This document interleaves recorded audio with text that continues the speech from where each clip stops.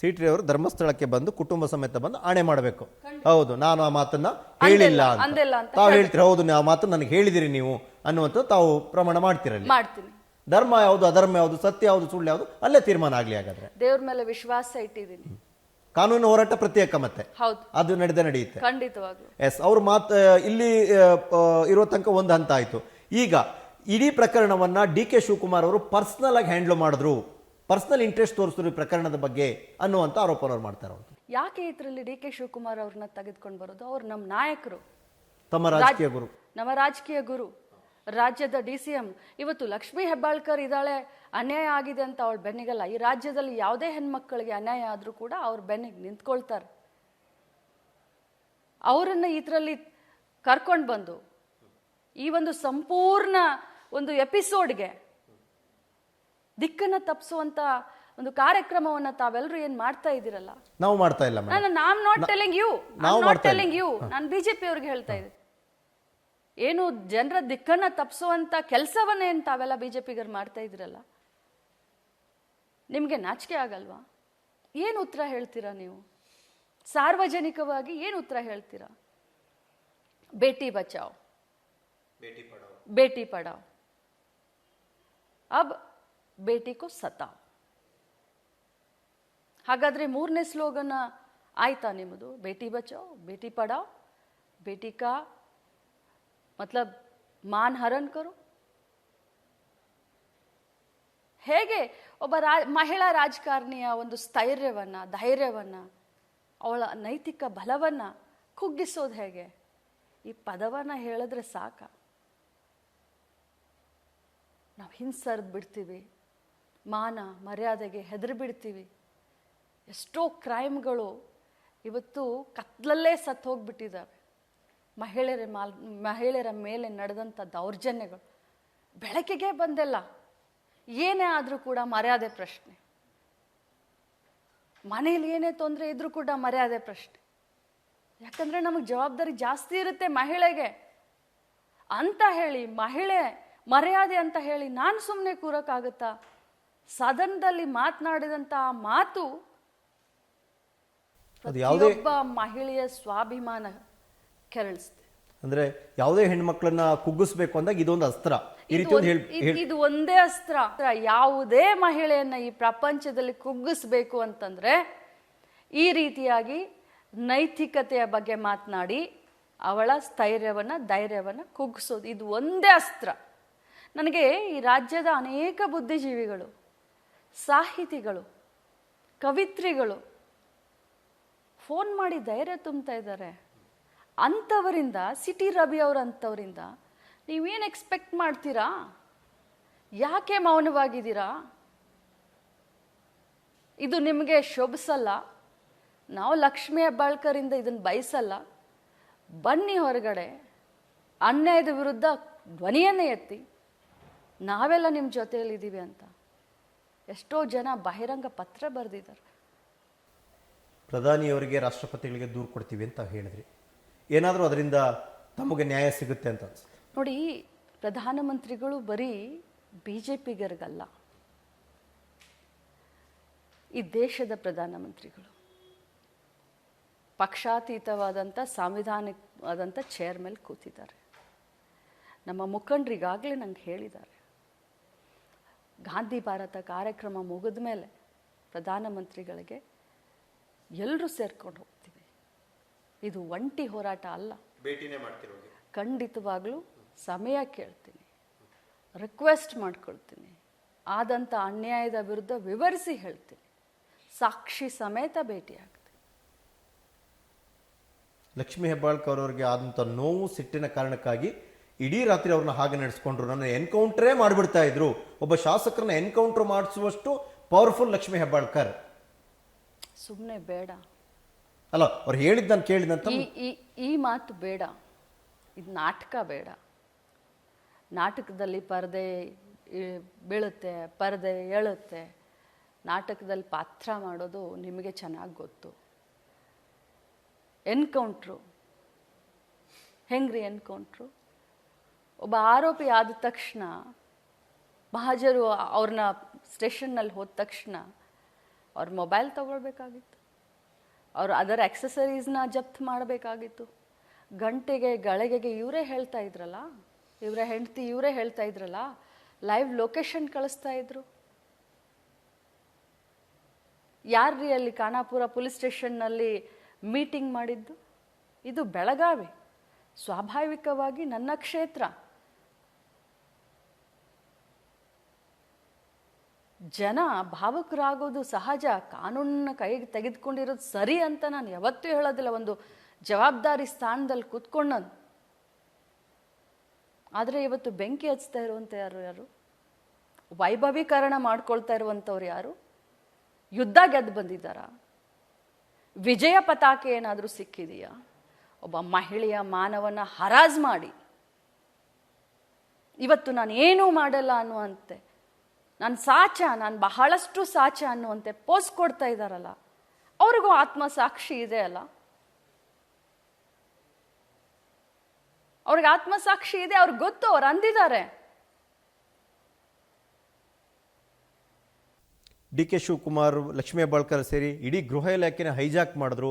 Police ಅಧಿಕಾರಿಗಳನ್ನ ತಾವು ಹೇಗೆ ಹೇಳ್ತೀವಿ ಹಾಗೆ ನಡ್ಕೊಳ್ಳಿ ಅಂತೇಳಿ ಇಡೀ ರಾತ್ರಿ ಅವ್ರನ್ನ ಸುತ್ತಿಸಿದ್ರು ಅನ್ನುವಂಥದ್ರೆ ಗೃಹ ಇಲಾಖೆ ಹೈಜಾಕ್ ಆಗೋಗಿತ್ತು ಬೆಳಗಾವಿಯ ಮಟ್ಟಿಗೆ ಅವತ್ತು.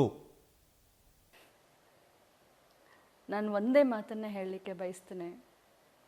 ಈಗಾಗಲೇ ನಮ್ಮ ಹೋಮ್ ಮಿನಿಸ್ಟ್ರು ಮಾತಾಡಿದ್ದಾರೆ ಇದ್ರ ಬಗ್ಗೆ, ಪೊಲೀಸ್ ಆಫೀಸರ್ಗಳು ಹೇಳಿದ್ದಾರೆ. ನಾನು ಪದೇ ಪದೇ ನಿಮಗೆ ಹೇಳ್ತಾ ಇದ್ದೀನಿ, ನಾನು 2 ದಿನ ಪಟ್ಟಂಥ ಹಿಂಸೆ, ಆ ಅನುಭವ ಜೀವನದಲ್ಲಿ ಯಾವುದೇ ಮಹಿಳೆಗೆ, ಬೇರೆ ಮಹಿಳೆಗೆ ಬರಬಾರ್ದು ದೇವ್ರೆ ಅಂತ ಬೇಡ್ಕೊಳ್ತೀನಿ. ಇನ್ನು ಪೊಲೀಸರಿಗೆ ಹೇಳೋದಾಗಲಿ, ಅವ್ರನ್ನ ಸುತ್ತಾಕ್ಸೋದಾಗಲಿ ಹೇಳಿದ್ದಾರೆ, ಅವರ ಸುರಕ್ಷತೆಗೋಸ್ಕರ ಆ ರೀತಿ ಮಾಡಿದ್ದು ಅಂತ. ಇದೇ ಪದವನ್ನು, ಈ ಪದವನ್ನು ಅವ್ರು ನನಗೇನು ಬಳಸಿದ್ರು, ಆ ಪದವನ್ನು ಚಿಕ್ಕಮಗಳೂರಿನಲ್ಲಿ ಅಧಿವೇಶನ ನಡೆಯುವಂಥ ಸಂದರ್ಭದಲ್ಲಿ ನಾನೇ ಅವರ ಹೆಂಡತಿಗೆ ಈ ಪದವನ್ನು ಬಳಸಿದ್ರೆ ಏನಾಗ್ತಾ ಇತ್ತು ಊಹಿಸಿ ನೋಡೋಣ. ನಾನು ನಮ್ಮ ಕಾರ್ಯಕರ್ತರನ್ನ, ನಮ್ಮ ನಾಯಕರನ್ನ, ನನ್ನ ತಮ್ಮ ಸಮಾಧಾನ ಮಾಡೋದ್ರಲ್ಲೇ ಟೈಮ್ ಹೋಯ್ತು. ನಿಮಗೆ ಇಷ್ಟು ನೋವಾದ್ರೂ ಕೂಡ ಎಲ್ಲೊಂದು ಕಡೆ ಜಿಲ್ಲಾ ಉಸ್ತುವಾರಿ ಸಚಿವರು ಬೇರೆಯದೇ ಅಭಿಪ್ರಾಯವನ್ನು ವ್ಯಕ್ತಪಡಿಸಿದ್ರಲ್ಲ, ಯಾಕೆ ಅಂದರೆ ಈ ರೀತಿ ಎಲ್ಲ ಮಾಡಬಾರ್ದಿತ್ತು ಅನ್ನುವಂಥ ದಾಟಿಲಿ ಅವ್ರು ಮಾತಾಡಿದ್ರು. ಅಂದರೆ ಪೊಲೀಸ್ ಇಲಾಖೆಯಲ್ಲಿ ಒಂದು ರೀತಿ ಅವ್ರನ್ನ ನಡೆಸ್ಕೊಂಡ ರೀತಿ ಇದೆಲ್ಲ ನನ್ನ ವ್ಯಾಪ್ತಿಗೆ ಇರಲಿಲ್ಲ, ನನ್ನ ಗಮನದಲ್ಲಿ ಇರಲಿಲ್ಲ, ನಾನಂತೂ ಆ ರೀತಿ ಡೈರೆಕ್ಷನ್ ಕೊಟ್ಟಿರಲಿಲ್ಲ, ಯಾರು ಹ್ಯಾಂಡಲ್ ಮಾಡಿದ್ರೋ ಗೊತ್ತಿಲ್ಲ, ಇದನ್ನು ಹೇಳಿದ್ದಾರೆ ತಮ್ಮ ಬೆಳಗಾವಿ ಜಿಲ್ಲಾ ಉಸ್ತುವಾರಿ. ಮತ್ತು ನಮ್ಮ ಸಂಬಂಧ ಚೆನ್ನಾಗಿದೆ. ಅವರು ಏನು ಹೇಳಿದ್ದಾರೆ ಅನ್ನೋದಕ್ಕೆ ರಿಯಾಕ್ಟ್ ಮಾಡೋಕ್ಕಿಂತ ಮುಂಚೆ ನಾನು 4 ಬಾರಿ ವಿಚಾರ ಮಾಡ್ತೀನಿ. ಒಂದು ಕಾಲ ಇತ್ತು, ನಾನು ಅವರು ಎದುರುಗಡೆ ನಿಂತ್ಕೊಂಡು ರಾಜಕಾರಣ ಒಂದೇ ಪಕ್ಷದಲ್ಲಿದ್ದರೂ ಕೂಡ ರಾಜಕಾರಣ ಮಾಡಿದಂಥವ್ರು.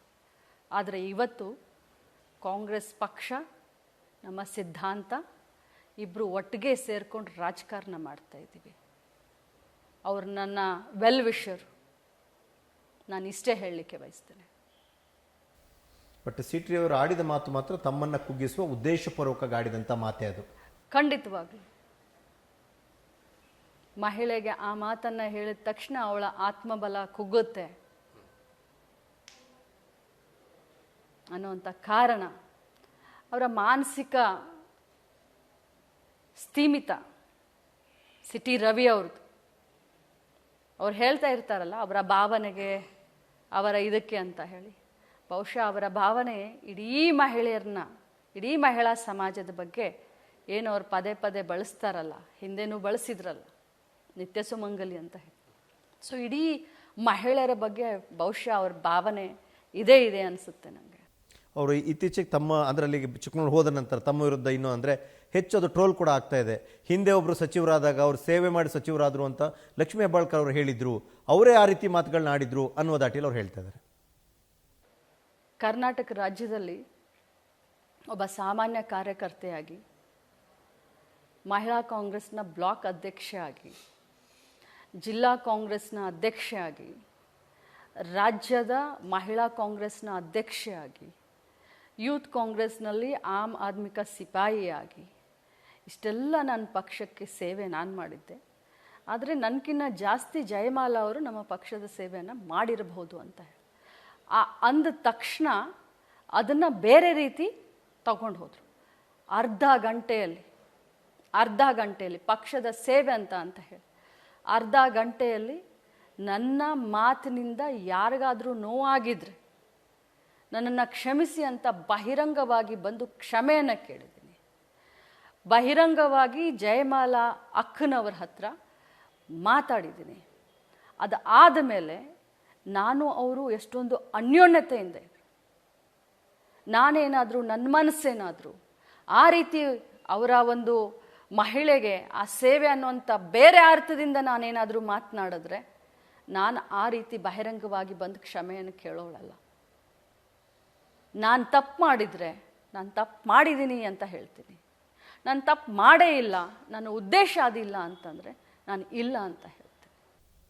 ಬೆಳಗಾವಿಯ ಜನಕ್ಕೆ ಗೊತ್ತು ಅವ್ರು ಹೇಗೆ ಬೆಳೆದ್ರು ಅಂತ, ಚಿಕ್ಕಮಂಗ್ಳೂರಿನ ಜನಕ್ಕೆ ಗೊತ್ತು ನಾನು ಹೇಗೆ ಬೆಳೆದೆ ಅಂತೇಳಿ. ಅದನ್ನು ಅವರು ಆತ್ಮವಿಮರ್ಶೆ ಮಾಡ್ಕೊಳ್ಳಿ, ನಾನು ನನ್ನ ಆತ್ಮವಿಮರ್ಶೆ ಮಾಡ್ಕೊಳ್ತೀನಿ. ಇಲ್ಲ, ತಪ್ಪು. ಅವ್ರು ಹೀಗೆ ಹೇಳಲ್ಲ. ಬೆಳಗಾವಿ ಜನರನ್ನ ಹೋಗಿ ಕೇಳಿ ಅವ್ರು ಹೇಗಿದ್ದಾರೆ ಅಂತ, ಚಿಕ್ಕಮಂಗ್ಳೂರು ಜನರನ್ನ ಬಂದು ಕೇಳಿ ನಾನು ಹೇಗಿದ್ದೀನಿ ಅಂತ. ನಾನು ಅವ್ರಿಗೆ ಆಹ್ವಾನ ಮಾಡ್ತೀನಿ. ಅವ್ರಿಗೆ ಯಾಕೆ? ಇಲ್ಲಿರುವಂಥ BJPಗರನ್ನೇ ಕೇಳಿ, ಕಾಂಗ್ರೆಸ್ನವ್ರನ್ನ ಕೇಳೋಕೆ ಹೋಗ್ಬೇಡಿ. BJP ಕಾರ್ಯಕರ್ತರನ್ನ ಕೇಳಿ, ನನ್ನ ಕ್ಷೇತ್ರದಲ್ಲಿರುವಂಥವ್ರನ್ನ, ಜಿಲ್ಲೆಯಲ್ಲಿರುವಂಥವ್ರನ್ನ, ನಾನು ಏನು ಗೊತ್ತಾಗುತ್ತೆ. ಇದೇನು ಮುಚ್ಕೊಂಡಿರುವಂಥದ್ದೇನಲ್ಲ. ಅವ್ರನ್ನ ಬಿಡಿ, ನೀವೇ ವಿಚಾರಿಸಿ.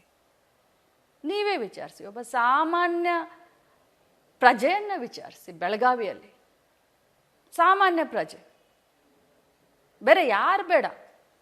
ಇವತ್ತು ರಿಯಾಲಿಟಿ ಚೆಕ್ ಆಗಲಿ, ನಾನು ಬೇಡ, ಮಾಧ್ಯಮದವ್ರು ನೀವೇ ಇದ್ದೀರಾ. ಒಂದು ಮಾರ್ಕೆಟ್ನಲ್ಲಿ ಹೋಗಿ, ಮಾರ್ಕೆಟ್ನಲ್ಲಿ ನನ್ನ ಬಗ್ಗೆ ವಿಚಾರಿಸಿ. ಜನ ಏನು ಹೇಳ್ತಾರೆ ಅದನ್ನ ಪ್ರಚಾರ ಮಾಡಿ. ಬರ್ತಾರಂತಲ್ಲ CT ರವಿ ಅವರು ಮತ್ತೆ ಬೆಳಗಾವಿಗೆ? ನಾನು ಅಷ್ಟು ಸುಲಭಕ್ಕೆ ಬಿಡಲ್ಲ, ಬರ್ತೀನಿ, ಬೆಳಗಾವಿಗೆ ಬರ್ತೀನಿ, ನಾನು ನೋಡೋಣ. ನಾನು ಯಾಕೆ ಬೇಡ ಅನ್ಲಿ? ಮೋಸ್ಟ್ ವೆಲ್ಕಮ್ ಅಂತ ಹೇಳಿದ್ದೀನಿ. ಏನು ನೋಡ್ತಿರೋ ನೋಡ್ಕೊಳ್ರಿ.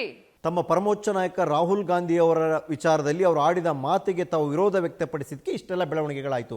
ಅಂದರೆ ತಮ್ಮ ಹೈಕಮಾಂಡ್ ನಾಯಕನನ್ನು ನಿಂತು ಸಮರ್ಥಿಸುವಂಥ ಸಂದರ್ಭದಲ್ಲಿ ತಮ್ಮ ವ್ಯಕ್ತಿತ್ವ ಬಗ್ಗೆನೇ ಮಾತನಾಡುವಂಥ, ತಮ್ಮ ವ್ಯಕ್ತಿತ್ವಕ್ಕೆ ಕಪ್ಪು ಚುಕ್ಕಿ ಇಡುವಂಥ ಪ್ರಯತ್ನ ಆಯಿತು. ಹೈಕಮಾಂಡ್ ಗಮನಕ್ಕೆ ತಂದರೆ ಈ ವಿಚಾರವನ್ನು? ಹೈಕಮಾಂಡ್ ಗಮನಕ್ಕೆ ಖಂಡಿತ ಬಂದಿದೆ. ಯಾಕಂತಂದರೆ ಒಬ್ಬ ಕಾಂಗ್ರೆಸ್ ಪಕ್ಷದ ನಿಷ್ಠಾವಂತ ಕಾರ್ಯಕರ್ತೆಯಾಗಿ ಇವತ್ತು ನಮ್ಮ ಪರಮೋಚ್ಚ ನಾಯಕನ ಬಗ್ಗೆ ಮಾತನಾಡಿದಾಗ ಪ್ರತಿರೋಧವನ್ನು ಒಡ್ಡಿದ್ದೀನಿ. ಮೇಡಮ್, ಕೊನೆಯದಾಗಿ ಈ ಒಂದು ನೋವನ್ನು ಅನುಭವಿಸಿದಂಥ ತಾವು ರಾಜ್ಯದ ಇತರೆ ಹೆಣ್ಣು ಮಕ್ಕಳಿಗೆ ಅಥವಾ ರಾಜ್ಯದ ಬೇರೆ ಯಾರಾದರೂ ನಾಯಕರಿಗೆ ಅಥವಾ ಯಾರಿಗೆ ತಾವು ಅಂತಿಮವಾಗಿ ಏನನ್ನು ಹೇಳಲಿಕ್ಕೆ ಬಯಸ್ತೀರಿ? ನಾನು ರಾಜ್ಯದ ಎಲ್ಲ ಮಹಿಳೆಯರಿಗೆ ಇಷ್ಟೇ ಹೇಳಲಿಕ್ಕೆ ಬಯಸ್ತೇನೆ. ಪುರುಷ ಪ್ರಧಾನವಾದಂಥ ಸಮಾಜ, 5,000 ವರ್ಷ ಇತಿಹಾಸ ನಮ್ಮ ದೇಶಕ್ಕಿದೆ. ಮಹಿಳೆಯನ್ನು ಯಾವತ್ತಿದ್ರೂ ಕೂಡ ಶೋಷಣೆ ಮಾಡಿಕೊಂಡೇ ಇಲ್ಲಿವರೆಗೆ ಬಂದಿದ್ದಾರೆ. ಅದರಲ್ಲೂ ಈಗ 33% ಅಂತ ಹೊಸ ಕಾನೂನನ್ನು ಕೂಡ ಈ ದೇಶದ ಪ್ರಧಾನಮಂತ್ರಿಗಳು ತರ್ತಾ ಇದ್ದಾರೆ. ರಾಜಕಾರಣಕ್ಕೆ ಇವತ್ತು ನಾವು ಬರಲ್ಲ, ಬೇಡ, ಇಂಥ ಮಹಿಳಾ ಮಂತ್ರಿಗೇ ಸದನದಲ್ಲಿ ಅಪಮಾನ ಮಾಡಿದಾರಂತೆ. ತಾವ್ಯಾರೂ ಕೂಡ ವಿಚಲಿತ ಆಗಬೇಡಿ. ನಿಮ್ಮೆಲ್ಲರ ಬೆನ್ನ ಹಿಂದೆ ನಾನು ನಿಂತ್ಕೊಳ್ತೀನಿ. ಧೈರ್ಯವಾಗಿರಿ. ನಿಮಗೆ ಯಾವುದೇ ರೀತಿಯಾದಂಥ ಅನ್ಯಾಯ, ಅದು ಮನೆಯಲ್ಲಿರಲಿ, ಯಾವುದೇ ಸ್ಥಳದಲ್ಲಿರಲಿ, ಅನ್ಯಾಯದ ವಿರುದ್ಧ ಹೋರಾಟ ಮಾಡಿ. ಚಿಕ್ಕಮಗಳೂರು ಹೋಗೋ ಪ್ಲಾನ್ ಇದೆಯಾ ತಮ್ಮದು? ಹೋಗ್ಬಾರ್ದಂತೇನಾದರೂ ಇದೆಯಾ? ಈ ಸಂದರ್ಭದಲ್ಲಿ ನಾನು ಚಿಕ್ಕಮಂಗ್ಳೂರಿಗೆ ಹೋಗ್ತೀನಿ ಅಂತ ಅವ್ರು ಹೇಳ್ತಾರಲ್ಲ, ಬೆಳಗಾವಿಗೆ ಬರ್ತೀನಿ ಅಂತ. ನಾನು ಚಿಕ್ಕಮಂಗ್ಳೂರಿಗೆ ಹೋಗ್ತೀನಿ ಅಂತ ಹೇಳೋಷ್ಟು ಬಾಲಿಶ ರಾಜಕಾರಣಿ ಲಕ್ಷ್ಮೀ ಹೆಬ್ಬಾಳ್ಕರ್ ಅಲ್ಲ. ಅನುಭವದಲ್ಲಿ ಕಡಿಮೆ ಇರಬಹುದು.